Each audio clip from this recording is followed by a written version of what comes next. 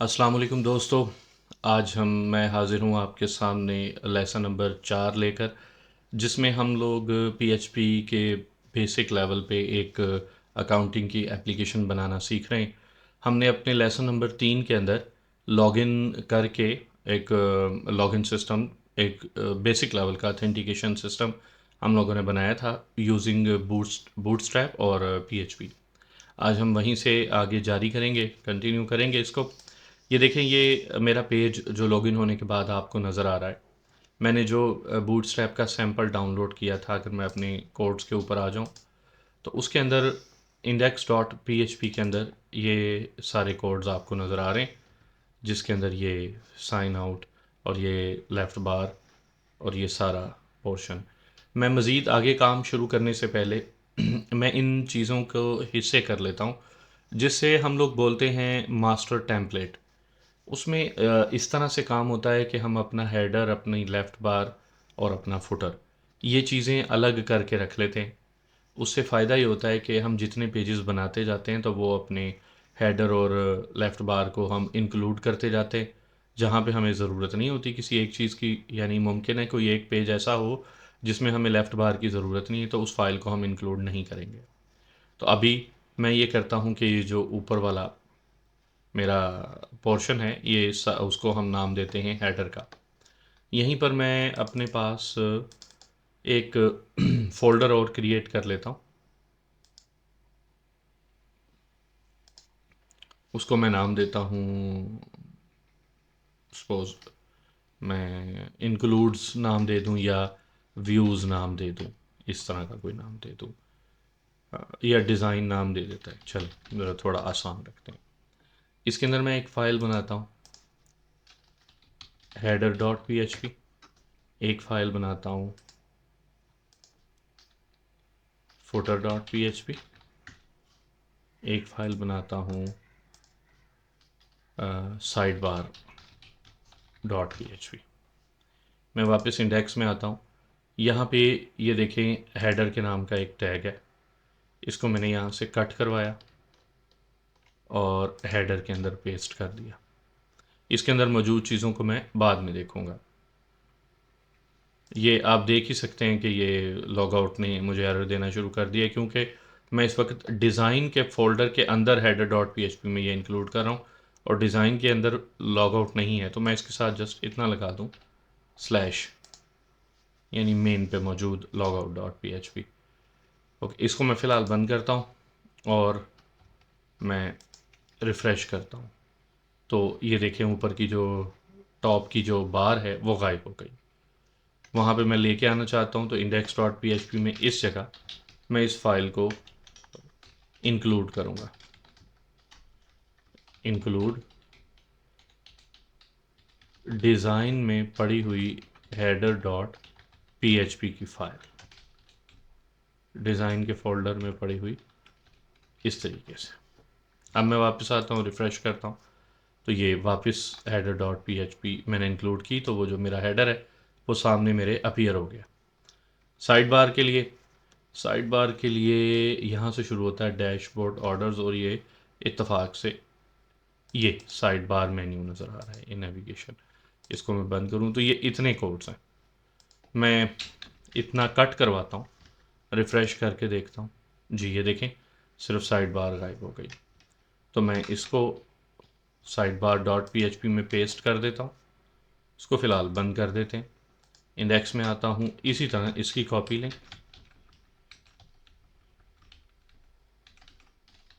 Side bar dot P H P मैंने include करवा ली।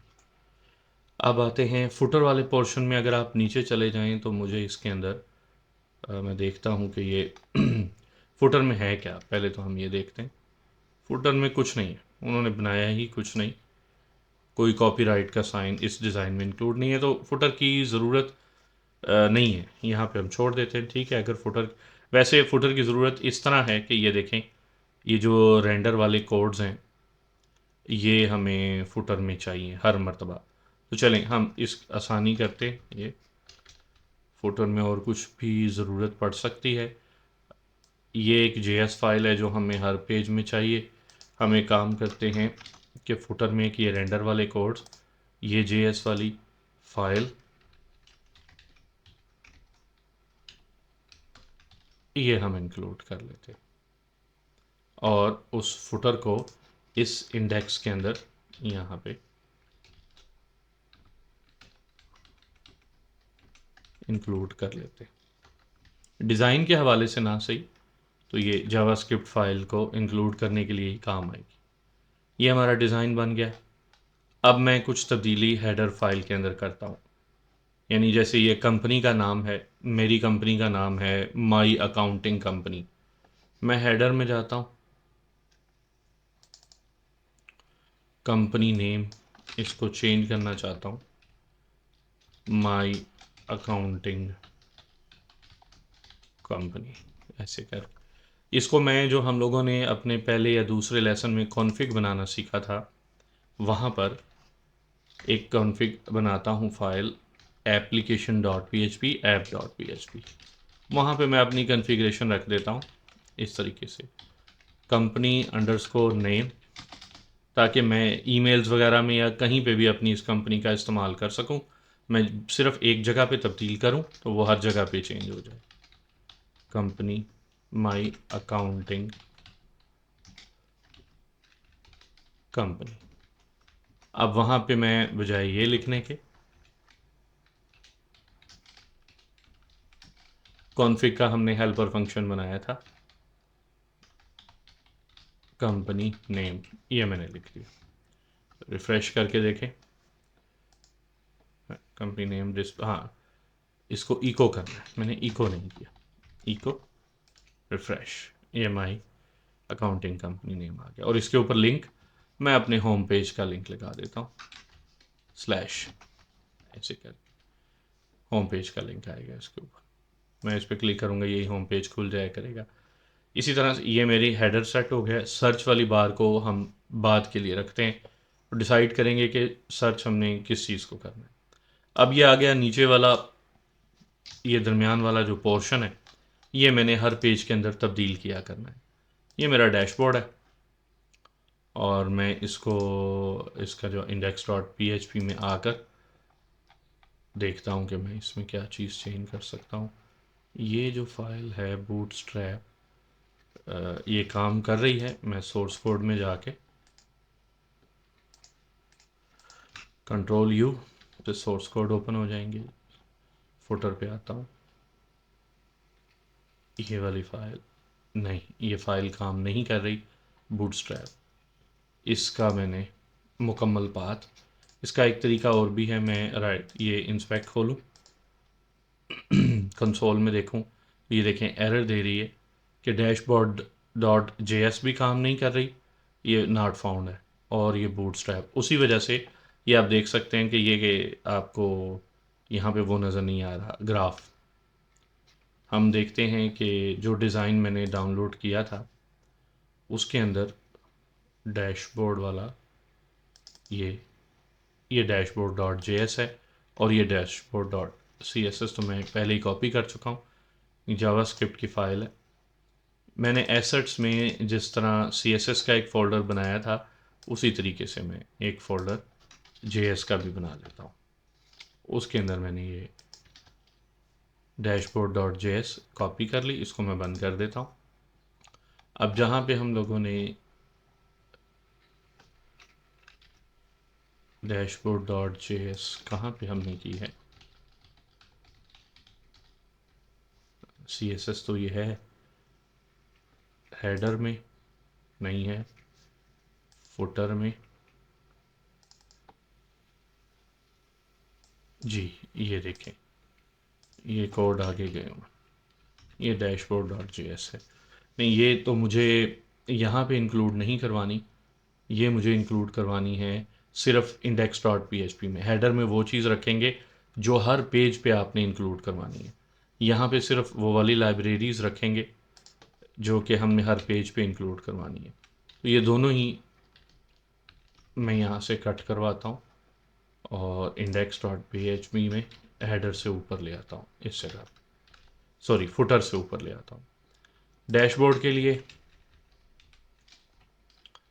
Assets, assets के अंदर JS, JS के अंदर dashboard.js। अच्छा, ये जो फाइल है इसको बाद में देखते हैं। रिफ़्रेश। अभी मेरे पास सिर्फ एक फ़ाइल का एरर रह गया और वो है बूटस्ट्रैप का एरर। पहले मैं अपने सोर्स कोड में देखता हूँ कि क्या बूटस्ट्रैप मुझे जो मैंने सोर्स कोड्स डाउनलोड किए थे उनमें मिलती है। उसके अंदर एसेट्स, डिस्ट्रीब्यूशन, JS, जी ये मिल गई बूटस्ट्रैप। इसको मैं कॉपी करता हूँ और उसी तरह एसेट्स में जावास्क्रिप्ट के फोल्डर के अंदर इसको पेस्ट कर देता हूँ। अब ये फाइल उसी तरह मैं इसका पाथ देता हूँ एसेट्स, एसेट्स के अंदर जावास्क्रिप्ट के अंदर जी ये बूटस्ट्रैप इंक्लूड कर दी। अब मैं इसको रिफ़्रेश करता हूँ तो ये देखें बिल्कुल कोई एरर नहीं रहा, यानी सारी फाइल्स अब मैंने इंक्लूड कर ली हैं इसके अंदर। अच्छा, ये डिस्प्ले अभी भी नहीं हुआ। मैं एक्चुअली मेरा मकसद इस कार्ड को ग्राफिक को डिस्प्ले करवाना नहीं है, मेरा मकसद कुछ और है।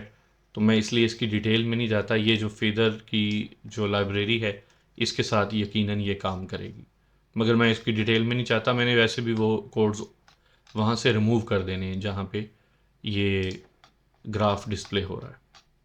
मैं अभी इसको सिंपल सा एक पेज बनाने लगा हूँ। ये डैशबोर्ड की हेडिंग है और ये इसके नीचे tool bar share export this week, ये आपको नज़र आ रहा है शेयर एक्सपोर्ट दिस वीक। इसको हम फ़िलहाल रहने देते हैं। इसके नीचे वाले पोर्शन पे आते हैं। ये शायद ये कैनवस का, इसको मैं रिमूव करता हूँ या कमेंट कर देता हूँ। रिफ़्रेश करता हूँ तो ये देखें ये बस अब एक टेबल रह गया मेरे डैशबोर्ड के ऊपर। मैं इसको फ़िलहाल ऐसे ही डिस्प्ले रहने देता हूँ और इसी पेज की एक कॉपी बनाता हूँ जिसमें हम लोगों ने पहले तो ये डिसाइड करें कि हमें कौन कौन से लिंक्स यहाँ पे रिक्वायर्ड है। डैशबोर्ड, ऑर्डर्स, प्रोडक्ट्स ये तो नहीं चाहिए। मैं अपने फुट उसमें आता हूँ साइड बार में। मुझे कौन कौन से चाहिए? डैशबोर्ड का चाहिए, डैशबोर्ड का लिंक कि ये मेन पेज पे ओपन हो।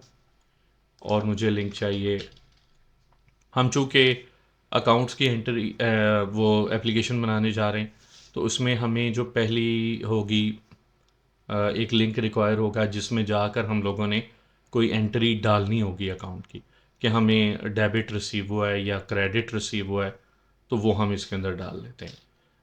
ऐड डेबिट, या मैं इसको ना असल में मैं ये डेबिट और क्रेडिट में कंफ्यूज हो जाता हूँ कि डेबिट को प्लस करना है माइनस करना है या क्रेडिट को प्लस करना है या माइनस करना है। तो मैं इसको अपने लिहाज से थोड़ा सा सिंपल रखता हूँ।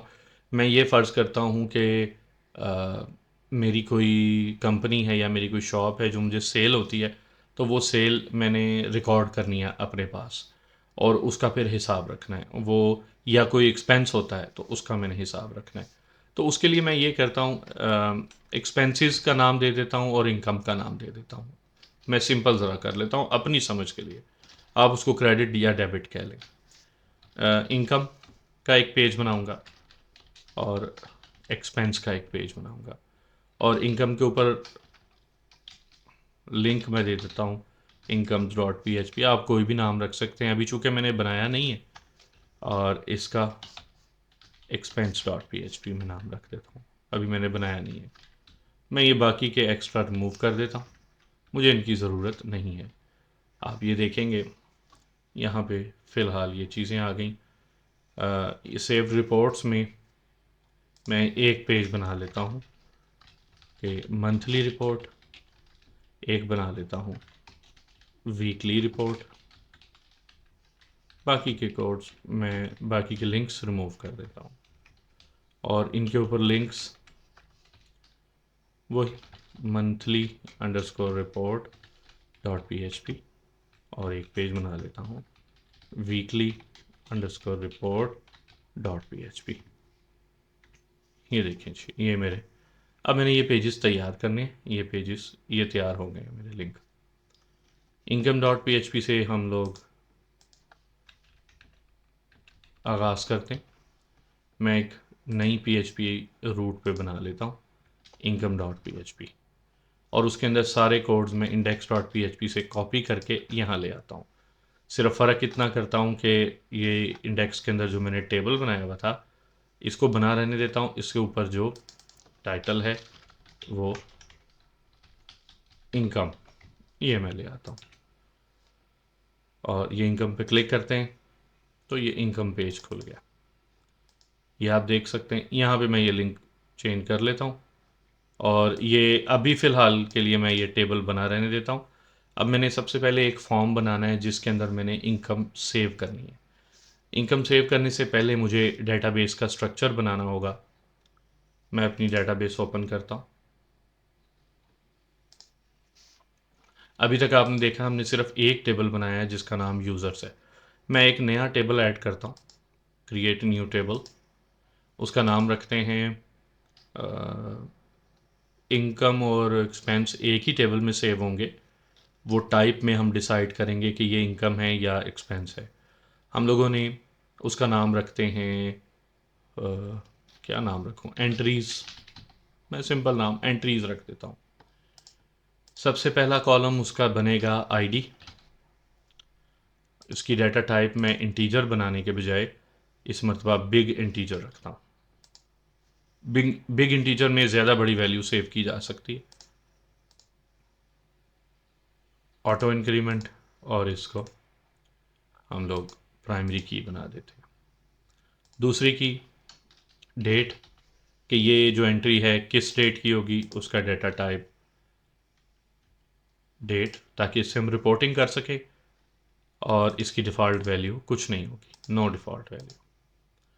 तीसरी कि कोई डिस्क्रिप्शन, कि ये इनकम है या एक्सपेंस है तो उसकी क्या डिटेल है, किस चीज़ के लिए एक्सपेंस किया गया और इनकम किस चीज़ की आई है। डिस्क्रिप्शन मैं इसकी वारचार और इसकी लेंथ मैं 100 थोड़ी कम ना रह जाए 150 कर देता हूँ। नो डिफ़ॉल्ट वैल्यू यानी ये देना लाजमी है, और नो अलाउ नल। अलाउ नल आप उसे करें जो आप ये समझते हैं कि ये ऑप्शनल है और इसके बगैर भी डाटा सेव किया जा सकता है, उसके लिए आप अलाउ नल करें। डेट ऑप्शनल नहीं है, डिस्क्रिप्शन ऑप्शनल नहीं है, कुछ ना कुछ बताना लाजमी है। ऐड अमाउंट, कितनी अमाउंट की, उसके लिए आप डबल यूज़ कर सकते हैं, फ्लोट यूज़ कर सकते हैं, सारी वैल्यूज़ आप इस्तेमाल कर सकते हैं। मैं फ्लोट रख लेता हूँ। उसकी टोटल लेंथ 10,2। 10,2 से मुराद है कि टोटल लेंथ 10 डिजिट्स होगी, जिसमें से दो आप डेसिमल के लिए निकाल लें। अगर आप डेसिमल में वैल्यूज़, पाकिस्तान के अंदर मौजूदा सूरत हाल में तो डेसिमल की कोई वैल्यू नहीं है, मगर अगर आप ये सॉफ्टवेयर इंटरनेशनल लेवल पे लिख रहे हैं या किसी ऐसे कंट्री के लिए जहाँ पे डेसिमल में भी वैल्यूज़ ऐसे डॉलर्स में सेव की जा सकती हैं, तो आपको फिर डेसिमल के साथ ही बनाना चाहिए। हम डेसिमल के साथ ही चलते हैं।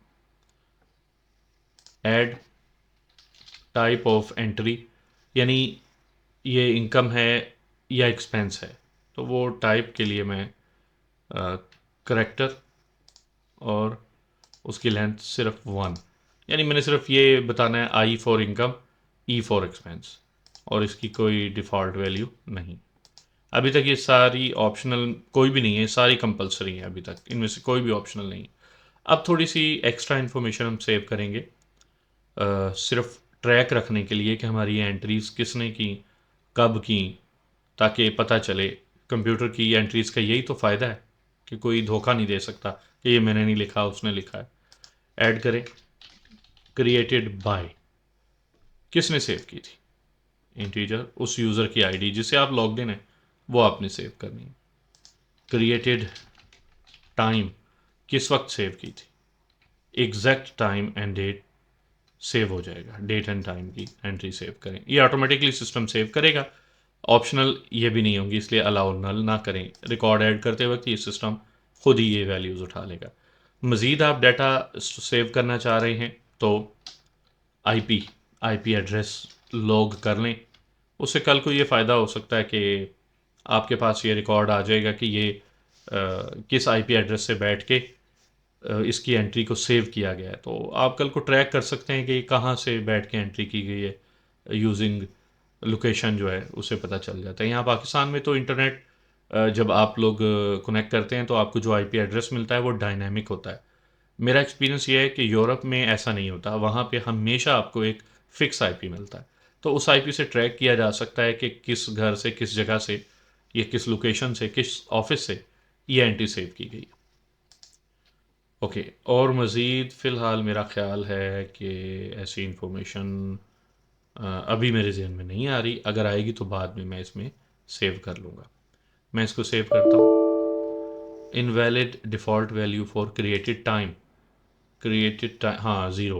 ये ज़ीरो कैसे आ गई? ये ज़ीरो तो नहीं रखी जा सकती। नो डिफ़ॉल्ट वैल्यू, इसके आईपी के लिए भी नो डिफ़ॉल्ट वैल्यू। सेव। ये मेरा टेबल सेव हो गया है। अब दूसरा काम मैं यहाँ पर आऊँगा। आपने देखा था कि हमने यूज़र्स के लिए अपना एक मॉडल बनाया था। इधर भी हम एक मॉडल और क्रिएट करेंगे। हमने टेबल का नाम रखा है एंट्रीज। ठीक, इसी नाम का हम लोग एक मॉडल जनरेट कर लेते हैं ई कैपिटल के साथ dot P H P. User table को कॉपी पेस्ट किया, अपनी मर्ज़ी की चीज़ें बदलेंगे, यानी टेबल का नाम बदलेंगे कि ये एंट्रीज है, और ये चीज़ें हम लोग चेंज कर देंगे। जी, एंट्रीज़ के टेबल में हम आ गए। अब इसको मैं बंद कर देता हूँ। ये मेरा एक किस्म का टेबल तैयार हो गया है मेरे कोड के लिए। अब यहाँ पर इनकम के पीएचपी पेज में हम आते हैं। यहाँ पे मैं ये बटन ख़त्म करके ऐड एंट्री और का टेबल बटन बना लेता हूँ, इसको ख़त्म कर देता हूँ। ये मुझे सिर्फ यहाँ पे शेयर की जगह ऐड एंट्री का बटन चाहिए। एक्सपोर्ट नहीं चाहिए, ये वाला बटन नहीं चाहिए, और ये मुझे बटन नहीं लिंक चाहिए। ये देखिए, रिफ्रेश, ऐड एंट्री का बटन आ गया। मैं इस पर क्लिक करूँगा तो अब मुझे एक फॉर्म बनाना है एंट्री सेव करने का। Add underscore entry dot P H P, ये पेज बनाना है। इसको कॉपी करके add entry dot P H P मैंने बना दिया। इनकम के पेज को ही मैं कॉपी कर लेता हूँ, सब कुछ एज इट इज़ आ जाएगा। ये मुझे नहीं चाहिए डैशबोर्ड, और ये वाली भी फाइल नहीं चाहिए, फेदर वाली, बाकी चीज़ें चाहिए हैं। और मैं आता हूँ रिफ़्रेश। ये चेंज, जो टाइटल है इसको मैं चेंज करूँ, ऐड एंट्री।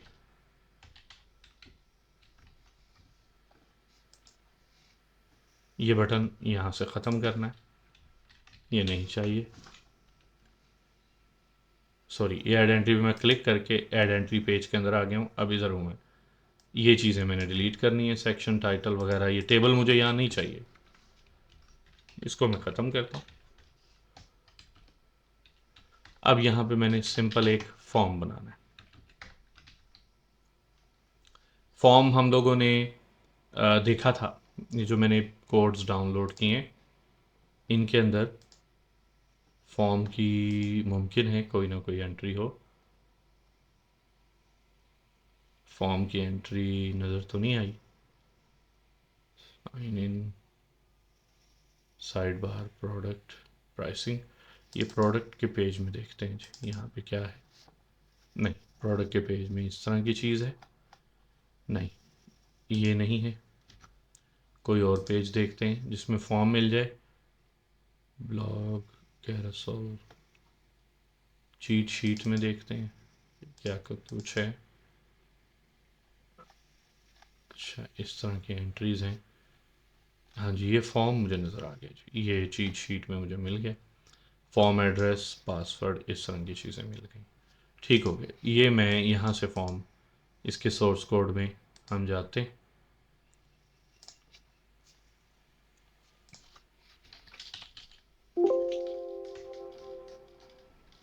आसान हल है, मैं इतना लंबा काम करूँ।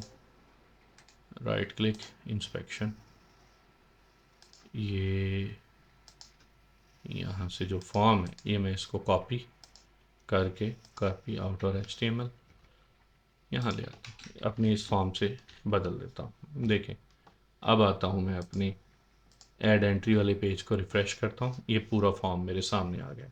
अब मैं अपनी मर्ज़ी की चीज़ें यहाँ से उठा लेता हूँ। मुझे जो चाहिए ये ईमेल एड्रेस नहीं चाहिए। हमारे टेबल के मुताबिक हमारी जो पहली एंट्री थी, एक तो हमने डेट सेलेक्ट करनी है, उसकी टाइप बतानी है कि ये इनकम है कि एक्सपेंस है।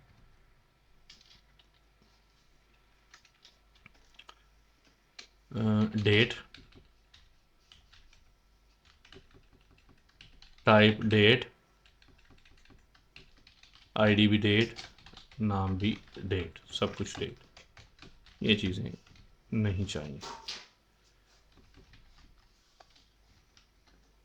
रिफ़्रेश, ये डेट फील्ड आ गई। अच्छा, ये मैं यहाँ पे इन्होंने तो इस्तेमाल नहीं की, मगर मैं यहाँ पर बूटस्ट्रैप की ग्रिड सिस्टम का इस्तेमाल कर लेता हूँ। इस वक्त मुझे ये फ़ील हो रहा है कि ये बहुत ज़्यादा जगह ले रही है ये वाली एंट्री, और हमें ज़रूरत नहीं है इतनी ज़्यादा जगह पे ये फॉर्म बनाने की। मैं उसके लिए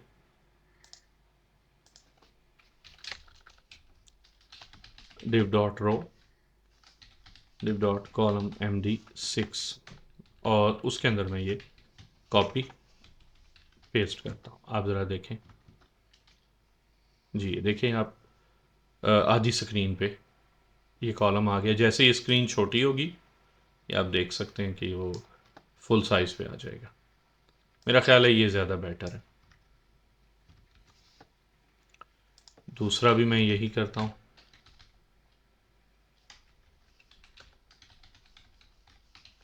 MD6 ये बूटस्ट्रैप की है, और ये पासवर्ड वाली, मुझे पासवर्ड तो नहीं चाहिए। यहाँ पे मैं लिखता हूँ डिस्क्रिप्शन, जिसका मैंने अपने कॉलम का नाम रखा था DESC, वो मैं कॉपी करके टाइप टेक्स्ट, इसका नेम डिस्क्रिप्शन, आईडी भी डिस्क्रिप्शन कर देता हूँ। ये आईडी रिमूव कर देता हूँ। रिफ्रेश, ये डिस्क्रिप्शन आ गई। इसको मज़ीद आप इसके अंदर type description of entry, refresh, ये प्लेस होल्डर लगा सकते हैं आप। नेक्स्ट चलते हैं, नेक्स्ट रो तैयार करते हैं और इसी की कॉपी ले लेते हैं। अब मैंने यहाँ पे बतानी है टाइप, या मुझे ये नहीं चाहिए। मैं एक तो ड्रॉप डाउन लगा सकता हूँ, और दूसरी चीज़ कि मैं ये इस तरह का रेडियो बटन की ऑप्शन सेलेक्ट कर सकता हूँ, जिसमें मैंने बताना है कि इस एंट्री की टाइप क्या है, इनकम या एक्सपेंस। मैं रेडियो बटन्स कॉपी करके ले आता हूँ, नीचे बने हुए रेडियो बटन्स, तो इनको मैं कट करवा के इसके अंदर ले आता हूँ। यहाँ पे मैं लिख देता हूँ टाइप ऑफ एंट्री, ये टाइप ऑफ एंट्री बन गई, ये मैंने बता दिया। राइट साइड पे मैं नेक्स्ट एंट्री डालता हूँ,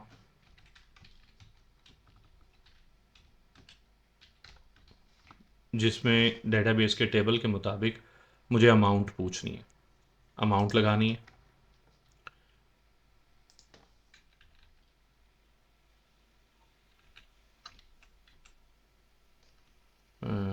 ये लेबल ऊपर अमाउंट, और टाइप नंबर,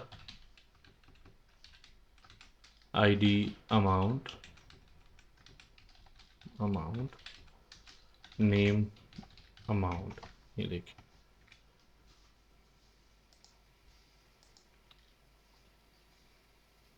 ये अमाउंट। अच्छा, ये ओहो, ये चेक बॉक्स है। नहीं, मैं ऊपर से कॉपी, मुझे चेक बॉक्स नहीं लगाना।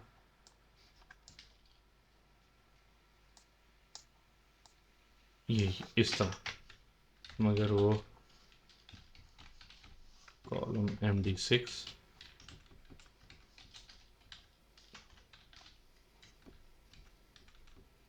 टाइप नंबर,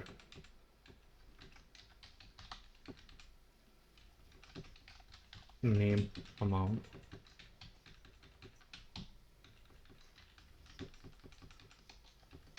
प्लेस होल्डर में भी अमाउंट लिखते हैं।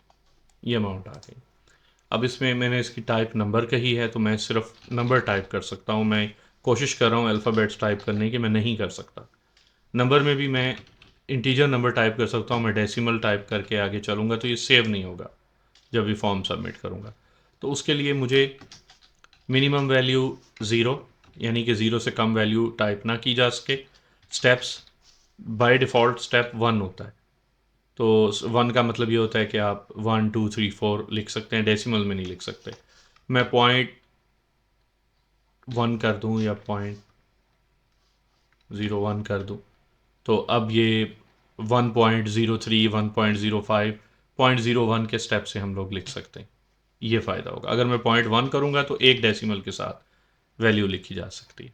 ये आप देख सकते हैं। रिफ़्रेश, जब मैं इसको इंक्रीज़ करूँगा तो उसी स्टेप के लिहाज से इंक्रीज़ होगी वैल्यू, जो स्टेप मैंने यहाँ मेंशन की। नेक्स्ट इसके अंदर डेट हो गई, डिस्क्रिप्शन, अमाउंट और टाइप, 4 चीज़ें हो गई। क्रिएटेड बाय, क्रिएटेड टाइम और आईपी, ये 3 चीज़ें ऑटोमेटिकली सेव करनी है। तो नीचे की एंट्रीज़ को मैं रिमूव कर देता हूँ और सिर्फ सबमिट का बटन रहने देता हूँ। ये मेरा फॉर्म तैयार हो गया। यहाँ डिफ़ॉल्ट एंड इनकी जगह मैं ज़रा चेंज कर देता हूँ कि डिफ़ॉल्ट रेडियो की जगह मैं लिखूँगा इनकम, और इसमें मैं लिखूँगा एक्सपेंस। इनकम में मैं जो वैल्यू दूंगा इसकी, वो दूंगा कैपिटल आई, यानी ये सेव होगा जाके जब मैं इसको सेलेक्ट किया करूँगा। दूसरा, रिफ़्रेश, दूसरा मैं ये चाहता हूँ कि जब ये फॉर्म ओपन हो तो ये इनकम बाय डिफ़ॉल्ट सेलेक्टेड हो। तो इसको मैं कह देता हूँ चेक्ड। एक्सपेंस वाले की वैल्यू होगी ई, और इन दोनों का नाम टाइप, क्योंकि हमारा कॉलम नेम टाइप है। रिफ़्रेश, ये देखें इनकम सेलेक्टेड है। अब मैं जब फॉर्म सबमिट करूँगा तो ये सारा फॉर्म सबमिट होगा। फॉर्म सबमिट करने से पहले डेट को मैं कहता हूँ कि ये मुझे लाजमी चाहिए जब फॉर्म सबमिट हो, तो इसके अंदर आप लिख दें रिक्वायर्ड। अब इसका फ़ायदा ये होगा कि मैं ये डेट सेलेक्ट किए बगैर सबमिट करूँगा तो ये देखें फॉर्म सबमिट नहीं होगा, ऑटोमेटिकली ब्राउज़र कहेगा कि ये फॉर्म चाहिए। इसी तरह मुझे डिस्क्रिप्शन भी लाजमी चाहिए है, डिस्क्रिप्शन के साथ भी मैं रिक्वायर्ड लिख दूँगा। ये भी लाजमी चाहिए, ये तो वैसे ही सिलेक्टेड होंगे। अमाउंट भी मुझे लाजमी चाहिए, इसके साथ भी मैं रिक्वायर्ड लिख दूँगा। और इसके बाद मैंने अपने फॉर्म को इंस्ट्रक्ट करना है किस मेथड से ये पोस्ट हो के कहाँ पर जाए। अच्छा, मैं अगर ये एक्शन मेंशन नहीं करता, एक्शन को बताता नहीं हूँ, तो जिस पेज पे मैं बैठा हूँ यानी ऐड एंट्री वाले पेज पे, यहीं पे ये फॉर्म सबमिट हो जाएगा। ये देखें, मैं सारी चीज़ें सेलेक्ट कर लेता हूँ, रिफ़्रेश करता हूँ, पहले सारी चीज़ें सेलेक्ट कर लेता हूँ कि किस डेट की ये एंट्री है, उसकी क्या डिस्क्रिप्शन है, टाइप क्या है, अमाउंट कितनी है, सबमिट करता हूँ। तो ये सबमिट होके इसी पेज पर आया, क्योंकि मैंने एक्शन में कोई पेज दूसरा नहीं बताया, वो यहीं पे आएगा। मैं अब ये चाहता हूँ कि इसी जगह पे, इसी पेज पे मैं ये सेव करने का काम भी करूँ। उसके लिए मैं ये कोड इस जगह लगाता हूँ, ऐड एंट्री के नीचे इस जगह पे। यहाँ पे मैं PHP का टैग लगा लेता हूँ। यहाँ पे मैंने ये डिटेक्ट करना है कि क्या ये फॉर्म सबमिट किया गया है। उसके लिए देखें, नॉर्मली मैं डिबग करता हूँ, डंप करता हूँ। डंप की हमने लाइब्रेरी इंस्टॉल की हुई है अपनी इस इसके अंदर, अपने प्रोजेक्ट के अंदर। मैं नॉर्मली डैशबोर्ड पे जाता हूँ या इनकम पे जाता हूँ, वहाँ से इनकम के पेज के ऊपर से ऐड एंट्री पे आता हूँ, तो ये डंप खाली है क्योंकि कोई फॉर्म सबमिट नहीं हुआ, ये खाली है। मैं जब फॉर्म सबमिट करता हूँ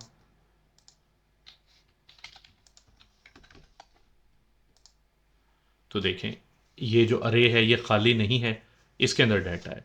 मैं चेक लगा देता हूँ कि अगर डेट के वेरिएबल के अंदर कुछ है तो मुझे ये कंफर्म हो जाए कि हाँ जी ये फॉर्म सबमिट किया गया है। उसके लिए मैं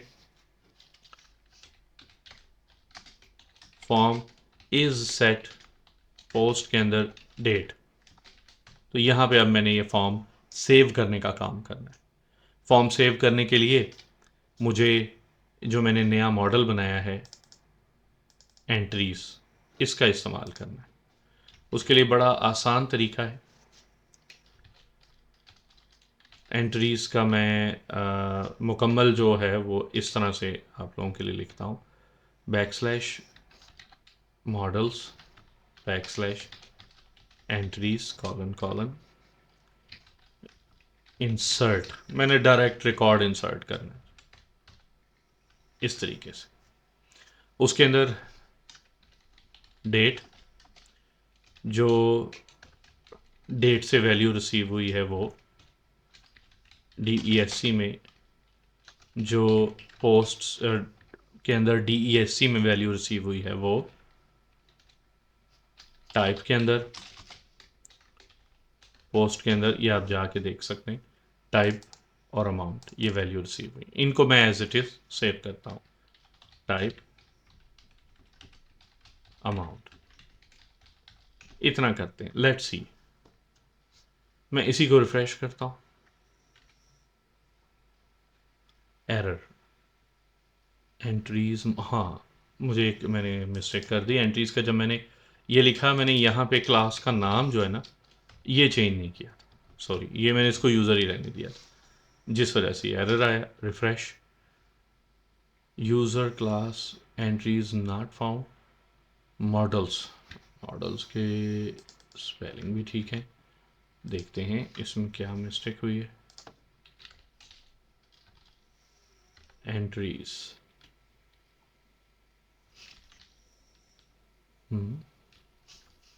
इंसर्ट,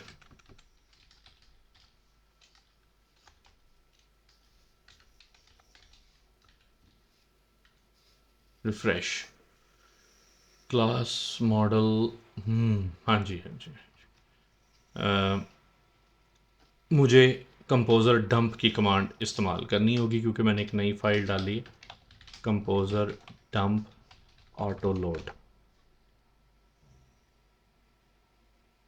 अपने जो मेरा प्रोजेक्ट है उसके रूट पे जाके।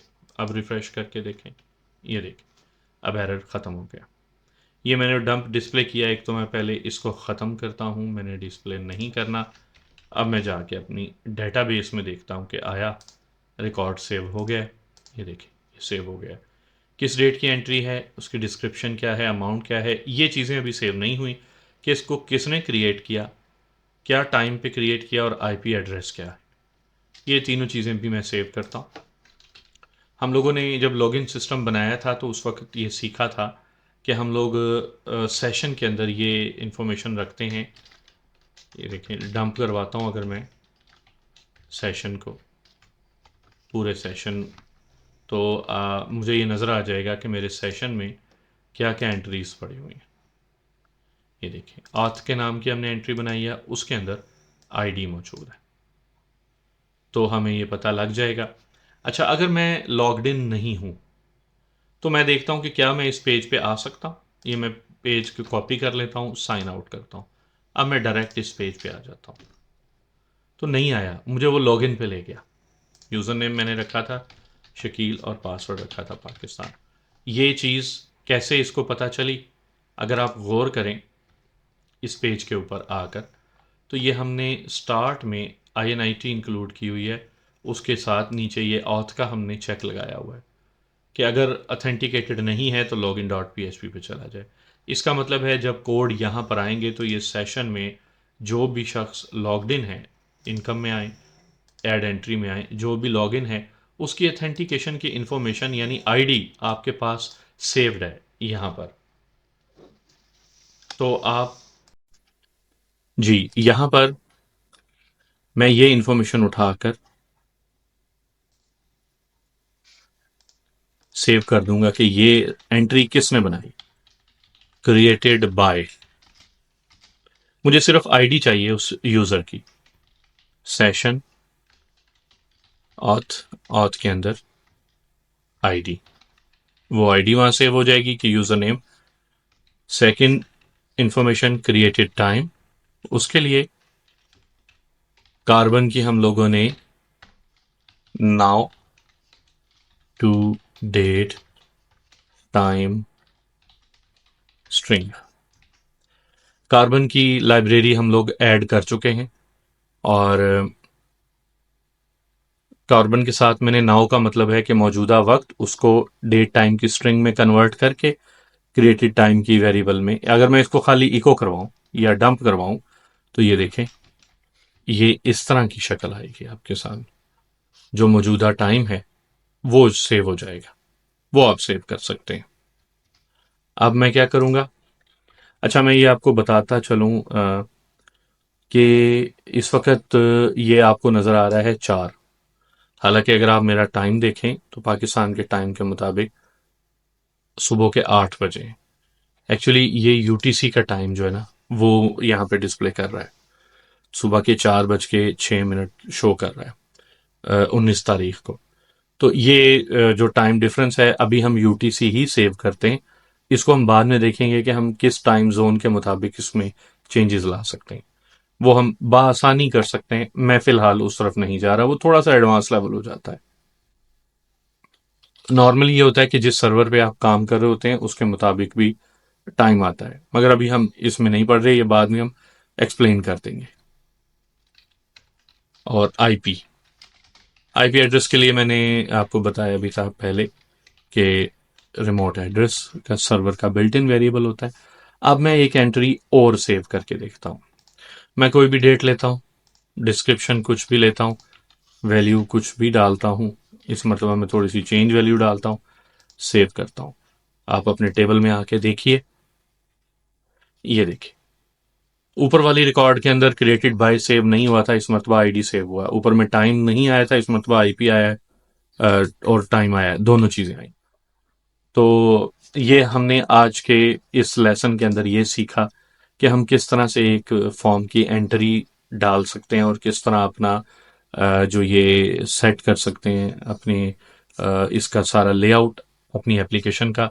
इंशाल्लाह अगले लेसन में हम लोग ये सीखेंगे एक दो एंट्रीज डाल के कि किस तरीके से हम लोग इन एंट्रीज को शो कर सकते हैं, और एक छोटी सी रिपोर्ट बनाने की कोशिश करेंगे। उम्मीद है आपको ये पसंद आया होगा और समझ भी आई होगी।